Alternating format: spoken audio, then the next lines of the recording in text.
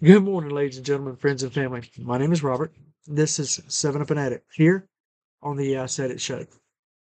I apologize. I'm trying to keep from sneezing, but also God got me tickled this morning because as soon as I started recording, He put this into me. Today is the day the Lord has made. We will rejoice and be glad in it.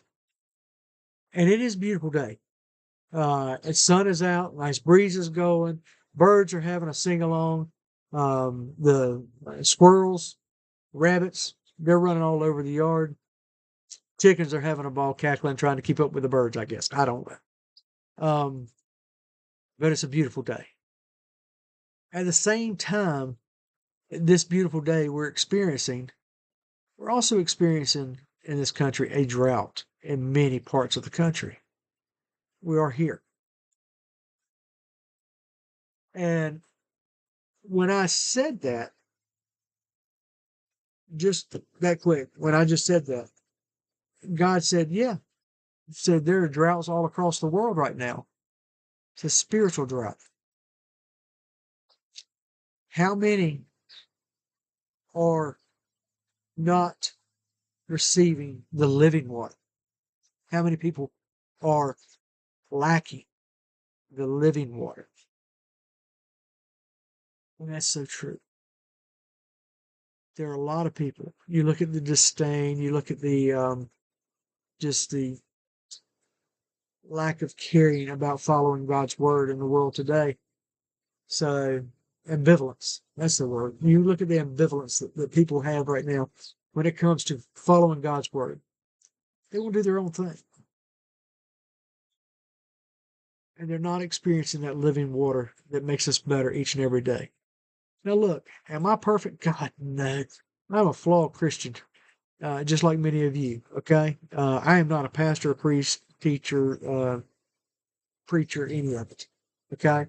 I'm just a Christian trying to make it through this world and to be a better Christian every day and to walk in God's right standing as much as I can. And whenever I miss it, I'm quick to ask Him to forgive me, okay? Because I'm human, I have fits of carnality. I don't deny it. But I'm quick to understand that that's what I had, and I'm quick to ask God to forgive me.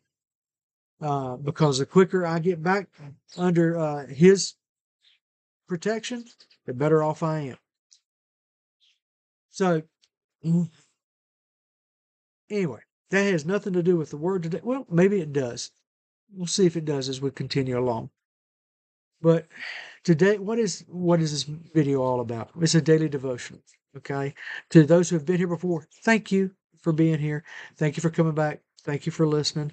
I hope this is blessing you. Hope you're learning as much as I'm learning each and every day. If this is your first time, welcome. Thank you so much for tuning in.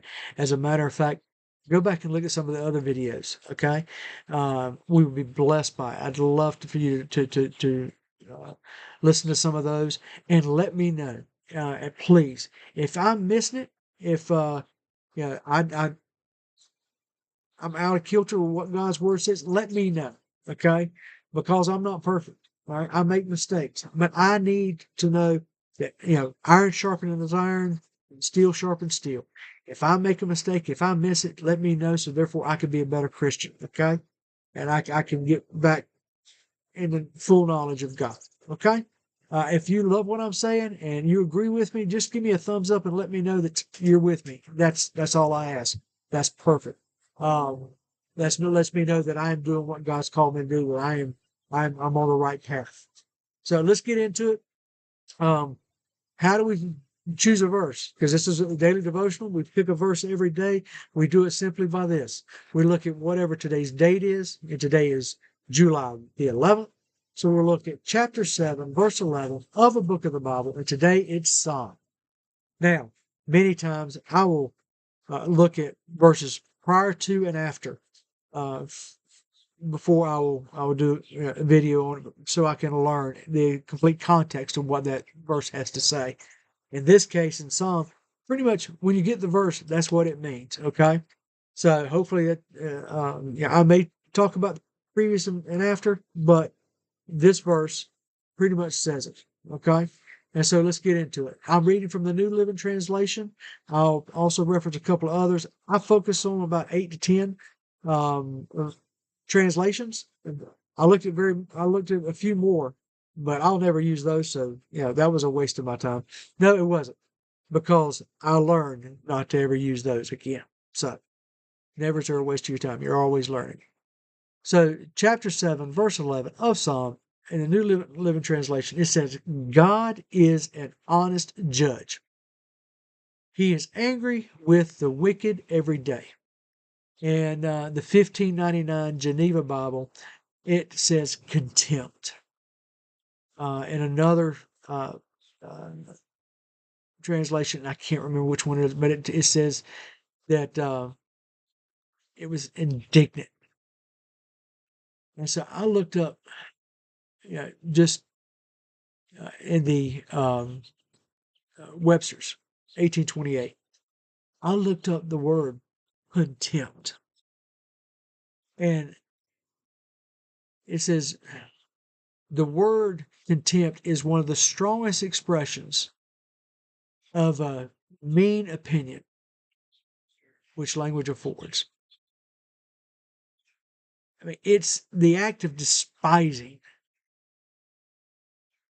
It's a sense of shame and disgrace and long disobedience of the rules of court, which is a punishable offense. But when the 1599 Geneva Bible uses that contempt, it really helped me to understand that being the strongest expression, that word being the strongest expression of disdain and anger. That's how God feels about the wicked. Okay? That he has that kind of contempt, that kind of disdain, that kind of indignant feeling towards the wicked. And I'm like, okay, so this is God is an honest judge. He'll, judge each of us equally, not equitably. So yeah, I said it. So just leave it there. Trying to be a good Christian. But he will judge us equally, okay, regardless of who we are, what status we have, what denomination we are, what type of melanin we have, regardless, that he will judge us honestly. And that's how he expects us to treat each other, is honestly, is with that same equal.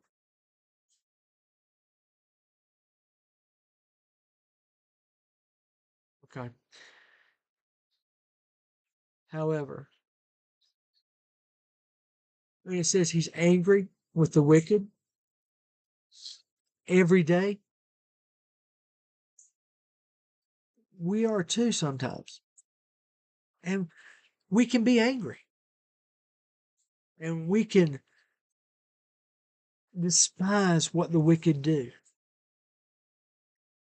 But we can't reach the point of hating the wicked, of hating those who do wrong on a daily basis.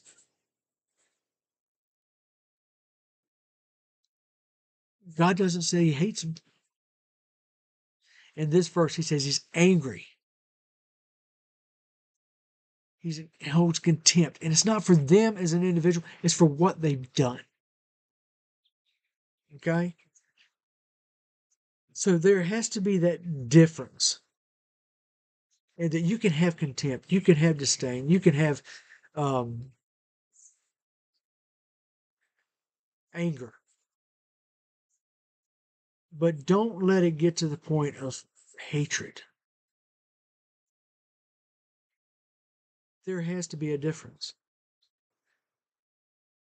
Now, for me, this is so perfectly timed, because yesterday I did some research on some things that were going on in the country, and I really got angry at an individual. I really had that disdain. I had that contempt. I was very indignant with this individual, and they don't know me from Adam. But what they did just showed me the mettle of that individual.